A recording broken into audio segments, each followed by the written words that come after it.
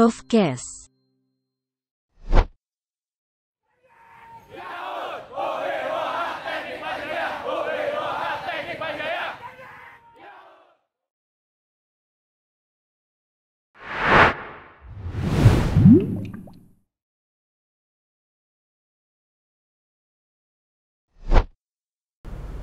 Assalamualaikum warahmatullahi wabarakatuh. Para pemirsa, para penikmat Profcast, kembali bertemu dengan saya, Henry DS Budiono. Hari ini akan sangat menarik tema yang akan diangkat, karena memang ada suatu narasumber yang anak teknik, putri, hebat deh pokoknya, akan berbicara material dalam industri pertahanan. Kita ketahui bahwasanya material adalah merupakan tumpuan untuk kita bisa survive atau bertahan ke depannya. Hari ini kembali lagi saya informasikan bahwasanya acara Profcast bertujuan tidak lain adalah yang pertama, kita kepingin insan-insan FTU ini kepingin melakukan transformasi knowledge, berbicara tentang pengetahuan, akan tapi tolong dengan bahasa yang sederhana, bahasa santun yang mudah diketahui oleh masyarakat. Kemudian yang kedua, pastinya kita akan berbicara tentang hasil-hasil penelitian dosen-dosen hebat di Fakultas Teknik. Harapannya adalah silahkan Anda pemirsa, Anda penikmat Profcast itu nanti bisa langsung menghubungi narasumber bila ingin membantu kita untuk proses hilirisasi dan komersialisasi hasil penelitian. Kami bukan bisnismen, kami adalah peneliti, kami adalah dosen. Bagiannya adalah bagian Anda semuanya. Mudah-mudahan dengan Profcast ini dua tujuan tadi bisa terrealisasi. Tanpa berpanjang lebar, saya perkenalkan di sebelah kiri saya ini ada jagoan. Jagoan itu biasanya laki, akan tapi ini putri. Menurut saya salah satu Sri Kandi hebat FTUI. Saya perkenalkan Profesor Bondan Tiara Sofyan. Lengkapnya Profesor Dr. Insinyur Bondan Tiara Sofyan, Master of Engineering ya Bu ya? Panjang. Oh, Master of Science. Jadi inilah sosok yang nanti akan berbicara mengenai, ini luar biasa, Development of High Strength and High Performance Non-Ferrous Alloys. Alah, susah katanya.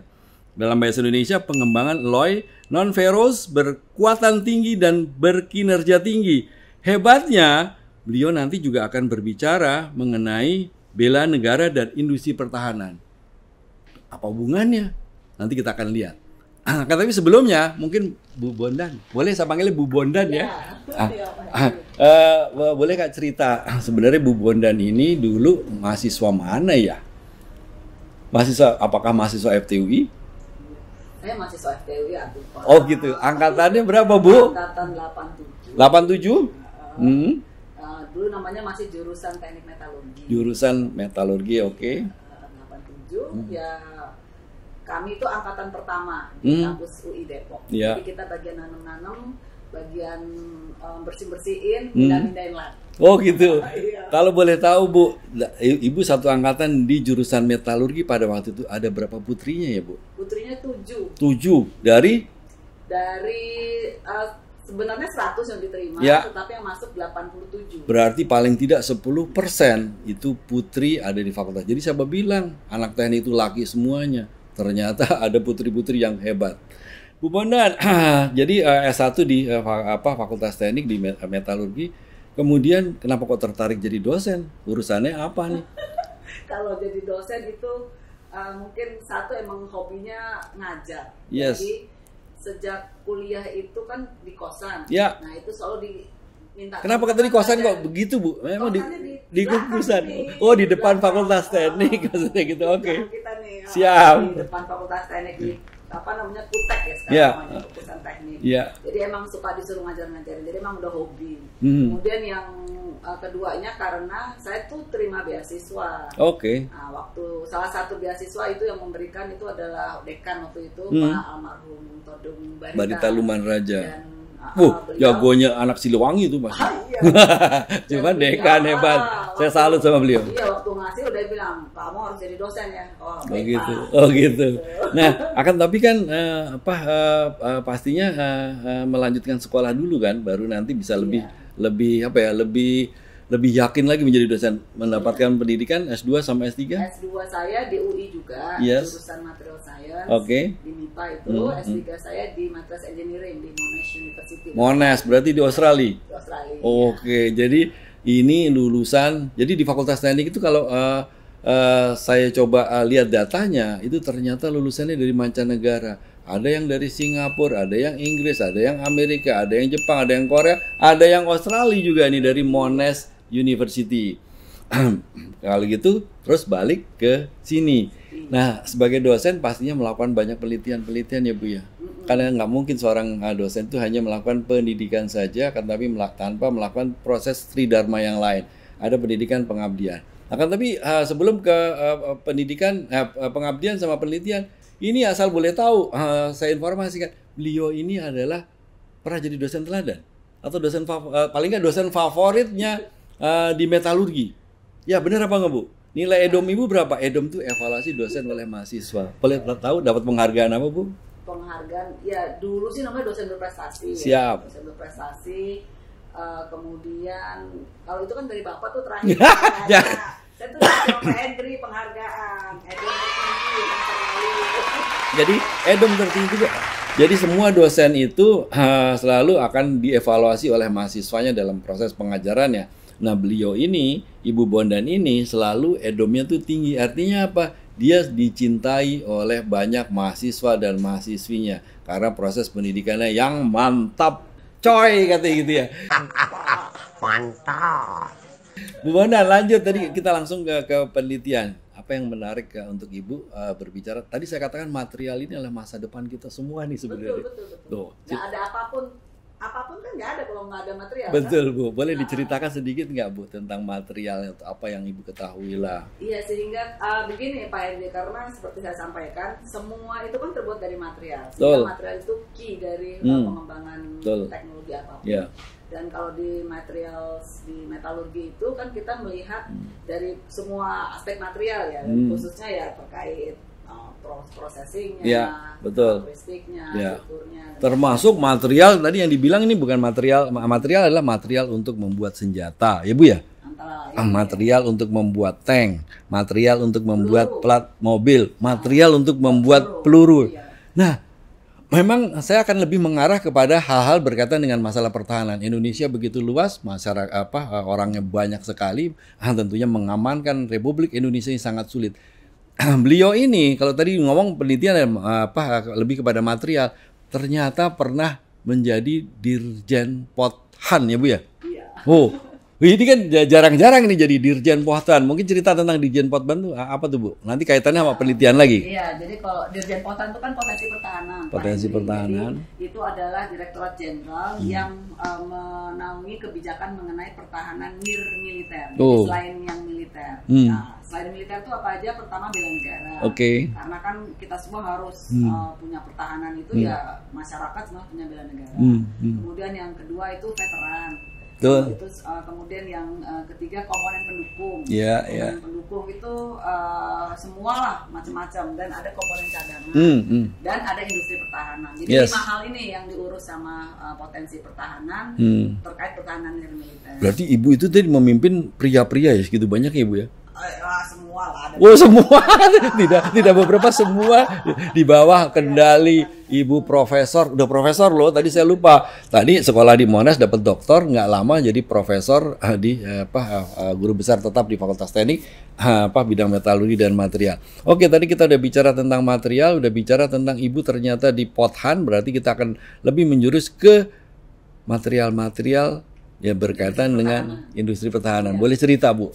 Baik, menarik banget Pak Hendri untuk industri pertahanan. Kenapa? Karena kan kemandirian sebuah negara di bidang pertahanan itu penting. Ya. Dan ilmu material itu penting karena kita itu sebenarnya kaya. Saya mau ngambil contoh mengenai peluru ya Pak. Peluru, istilahnya tuh MKK, munisi kaliber kecil. Itu kan sekarang produsennya satu-satunya saat ini adalah PT Pindad. Itu produksinya sekitar 2,5 juta butir per tahun. Sementara kebutuhannya tuh 6 juta. Nah jadi sisanya itu kan kita masih impor. Nah tetapi yang kita sangat concern dari 2,5 juta butir yang dibuat oleh PT Pindad itu semua bahan bakunya 100% impor Pak. Padahal kita punya import yang kayak tembaga, kita sudah punya smelting Gresik yang produksi luar biasa ya. Salah satu penelitian saya antara lain itu adalah mencoba memformulasikan seperti apa sih bahan beras yang buat peluru ini. Nah, itu namanya beras Pak. Untuk bahan baku dan alhamdulillah sekarang di bawah binaan waktu itu Dirjen Pothan ada sebuah industri di daerah Malang itu sekarang sudah siap untuk mensuplai ke PT Pindad. Jadi itu kan kalau kita bicara tentang kerjasama lintas institusi, itu yang sekarang terkenal itu adalah pentahelix. Ada akademisi tadi Ibu risetnya tentang material untuk peluru. Kemudian kita bicara government, Ibu pernah di Pothan, ada kebijakan-kebijakan yang menunjang gitu. Kemudian ada industrinya, mungkin tadi bicara tentang Pindad dan sebagainya. Kemudian ada masyarakat. Nah sebenarnya ini dua hal yang terakhir ini, masyarakat dan media massa. Jadi melalui Profcast ini akan lebih dikenalkan nih kepada masyarakat bahwasanya seorang Bondan Tiara Sofyan yang sekarang sudah guru besar di Fakultas Teknik punya penelitian tentang material untuk peluru. Kebutuhannya masih banyak. Tadi dibilang baru dipenuhi 2.000 ya? 2 juta. 2,5 juta. Berarti kebutuhan 6 juta. Saya rasa itu kebutuhan nasional. Kalau kita bicara mau ekspor lagi tentunya akan maka itu kan apa sih kesulitannya Bu dalam melakukan penelitian yang berkaitan dengan material peluru tadi Bu? Nggak bisa publish. Oh, mohon maaf. Ya, benar. Saya disadarkan bahwasanya ini kita bicara tentang kerahasiaan negara gitu ya. Katanya kerahasiaan peneliti juga tentunya. Ini memang mohon maaf tidak bisa dipublish. Akan tapi sedikit ya Bu, kalau kita bicara peluru itu kan pasti akan harus lurus gitu ya. Saya nggak bicara metodologi segala macam enggak, kan tapi paling enggak apa sih target dikatakan peluru ini bagus gitu ya.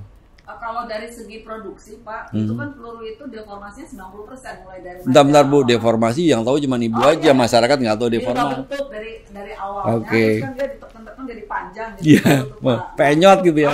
Itu bisa pecah. Ya, jadi ya harus punya ketahanan untuk handal terhadap perubahan bentuk akibat dorongan atau panas yang terjadi pada waktu peluru akan melesat dari loopnya tadi gitu kan.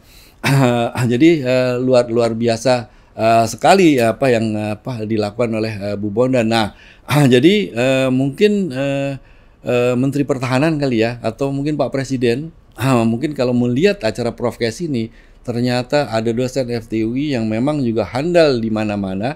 Ini punya penelitian yang berkaitan dengan material peluru yang sangat dibutuhkan. Jadi ya, yang tertarik bisa menghubungi sama Prof Bondan ini menurut saya, gitu ya, Prof Bondan. Pindah lagi sedikit. Kalau tadi kita udah bicara tentang penelitian, menurut saya itu udah luar biasa. Ternyata memang dosen-dosen FTUI itu memang karena nggak mau ngasih tahu aja bahwasanya dia hebat. Nah, sekarang lah gunanya saya adalah mencoba mendorong untuk dosen-dosen FTUI itu muncul ke permukaan untuk bisa diketahui. Bu Bondan berkaitan dengan tadi pendidikan udah, bicara tentang penelitian udah. Kalau kita bicara pengabdian masyarakat, Ibu ini saya tahu loh, saya tahu beliau ini di rumahnya nggak jauh dari rumah gue nih sebenarnya, perumahannya gitu ya. Bu, cerita Bu dikit Bu. Saya nontonnya dari nggak bisa, ayo silakan Bu, cerita Bu. Kalau pengemas tuh saya obses sekali itu mengenai sampah. Mantap. Jadi saya punya bank sampah Pak, di kampung saya. Bank sampah Bondan atau bank sampah apa? Sampah RW 11. Oh, RW 11. Tolong ini Pak Wali Kota Depok didengerin, ada bank sampah RW 11. Bank sampah RW 11 kita udah bangun dari tahun 2012 Pak. Alhamdulillah. Jadi untuk pengabdian masyarakat itu kuncinya Pak, kita bisa mengajak dan menciptakan istilahnya community champion. Jadi champion yang ada community yang dengan dia itu akhirnya bergerak sendiri, dan kalau dia udah sampai di atas dia akan turun sendiri gitu. Jadi bank sampah tadi ngumpulin botol mineral semua semua jenis. Semua ya. Punya mulai dari kertas Pak, kertas ada apa nih? Ada duplex, ada segala macam jenis. Itu juga material loh sebenarnya, ngomong material ini kan. Jadi ada plastik, ada macam-macam. Masih jalan? Masih jalan. Luar biasa. Bahkan memang agak kita nggak ngumpul-ngumpul lagi zaman Covid ini, karena kan biasanya kita ada setiap 2 minggu biasanya kumpul. Nah ini masing-masing aja. Jadi dekat bank sampah itu ada rumah yang kuncinya ditaruh di situ, yang setelah ngumpulin langsung setor ke sana. Ada yang menarik ini urusan yang bank sampah. Saya sendiri pernah melakukan di perumahan Puri Anggrek Mas. Kalau Bu Bondan ini kan di Poin Mas, kalau saya di Puri Anggrek Mas.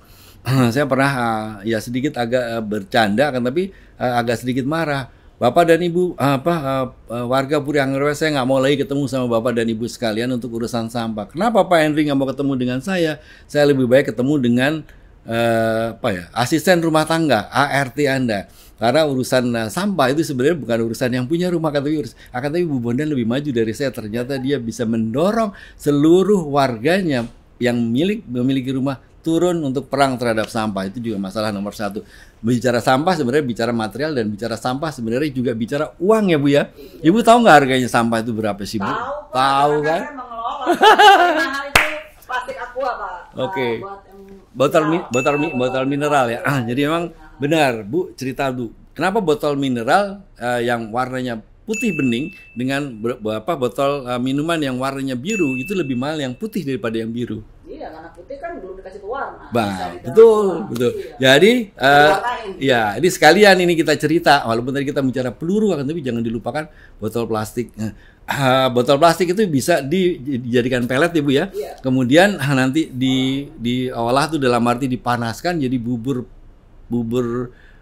plastik, kemudian masuk ke mesin injection molding, jadilah mainan-mainan yang ada di pasar gembrong. Bapak dan Ibu sering beli mainan pasar gembrong, tapi sebenarnya mainan itu datangnya dari luar negeri, botol mineralnya dari Indonesia. Sedih kalau menurut saya. Iya, benar. Kira-kira kayak gitu. Bu Bondan, kita lanjut. Berapa banyak penghargaan sih Bu yang Ibu udah dapatkan Bu? Nggak tahu ya. Udah banyak nih, pasti banyak. Tapi ada nggak yang menarik pada waktu kita bicara waktu mahasiswa? Setahu saya data Ibu, saya baca Ibu aktif juga di organisasi kemahasiswaan Ibu ya? Iya. Hobi Pak, jadi zaman dulu udah hobi, jadi di kemahasiswaan dulu aktif, mulai dari IMET ya. Iya. Metalurgi. Iya. Sesuai dengan tadi saya bilang hobi saya ya, bidangnya tuh bidang pendidikan. Oke. Beliau pernah jadi manajer akademik FTUI juga. Jadi pokoknya semuanya lah, posisi-posisi udah pernah dilewati sama Bu Bondan kali ya Bu ya. Bu, balik lagi tentang material tadi. Jadi peluru. Kalau sekarang kan ada kebutuhan misalnya alat tempur, tank. Ada bicara tentang roket, Ibu bisa cerita tentang material-material, mungkin sedikit lah tentang material. Sebenarnya yang saya ingin ketahui, di metalurgi ada nggak yang melakukan riset untuk material yang lain, yang bisa implementasi yang lain. Kemudian sebenarnya bisa tahu lagi apa enggak, sebenarnya sudah ada yang misalnya diminati oleh industri. Mungkin bisa cerita Bu, paling nggak mungkin di metalurgi kira-kira kalau material tank itu sudah tersedia di Indonesia apa enggak ya? Material tank impor Pak. Impor. Kalau yang tahan pelurunya impor. Oke. Kalau yang material part-partnya biasa sih dari KS ada. Oh, dari Krakatau Steel. Kalau yang untuk material pertahanan itu Pak, satu kuncinya sebenarnya masalah volume ya. Volume. Ya kan, kita kan kalau bikin baja spesial itu Krakatau Steel bisa bikin, karena juga ada Krakatau Posko juga bisa bikin. Iya. Nah, tetapi kan sekali dia masak itu kan harus banyak. Betul. Harus continue ya. Sehingga ketika ordernya cuma sedikit, sehingga questions-nya itu adalah mengenai skala ekonomi. Oke, gitu. siap. Intervensi pemerintah yang perlu. Iya. Oke, Bu, jadi sebenarnya kita punya kemampuan, kita punya sumber daya alam, tinggal sekarang ayo kita mau kerjakan bersama-sama. Gotong royong tuh gampang diomongin, tapi ternyata implementasinya sulit. Saya yakin nggak lama lagi kita akan bisa meraih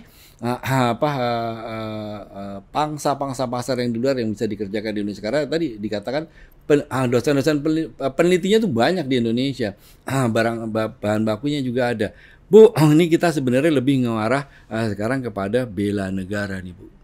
Ibu pernah di Potsdam. Tadi kita bicara material, bicara industri pertahanan, bicara dengan material. Ini kan sebenarnya untuk kenapa sih Indonesia harus dijagain, Bu? Ya kalau enggak nanti hilang. Oh bukan, maksud saya seberapa berat seolah-olah kalau kita ancaman. Iya ancaman. Berat Pak, karena pada dasarnya negara itu kan kayak makhluk hidup. Yeah. Negara. Ya dari nggak ada dan merdeka. Dan kita sudah punya contoh kan negara-negara yang bubar kan, Uni Soviet bubar, Yugoslavia bubar, Czechoslovakia bubar. Kan? Dan kita harus jaga Indonesia kita karena kita beragam betul Pak. Betul. Agamanya beragam, suku bangsanya beragam. Kalau istilahnya dipanas-panasin bisa bubar. Sehingga kita harus terus menggaungkan bahwa Indonesia kitanya harus kita jaga. Yang jaga siapa? Kita semua. Oke, jadi tadi terkait ya. Jadi memang kita sudah mau di penghujung pertemuan atau ngobrol-ngobrol kita, karena saya tadi di komando tuh waktunya sudah tinggal dikit lagi. Tadi coba saya sedikit simpulkan bahwasanya FTUI punya peneliti berkaitan dengan material, tadi diceritakan tentang peluru. Ini orang memang tidak orang yang luar biasa, extraordinary, tidak hanya pernah aktif di Fakultas Teknik, sekarang juga masih jadi dosen, akan tapi juga sudah banyak mengenyam posisi-posisi di pemerintahan Republik Indonesia. Tadi diceritakan memang salah satu tugas beliau adalah tadi yang saya katakan meneliti tentang material, akan tapi untuk apa? Untuk membuat sesuatu yang bisa mempertahankan negara kita dari ancaman-ancaman memecah belah NKRI. Akan tapi NKRI harga mati ya Bu ya? Mantap. Baik pemirsa yang saya hormati, sekian pertemuan dengan kita. Terima kasih Bu Bonan. Tos dulu Bu. Mantap. Sukses untuk sukses untuk Ibu luar biasa. Assalamualaikum warahmatullahi wabarakatuh. Bye bye.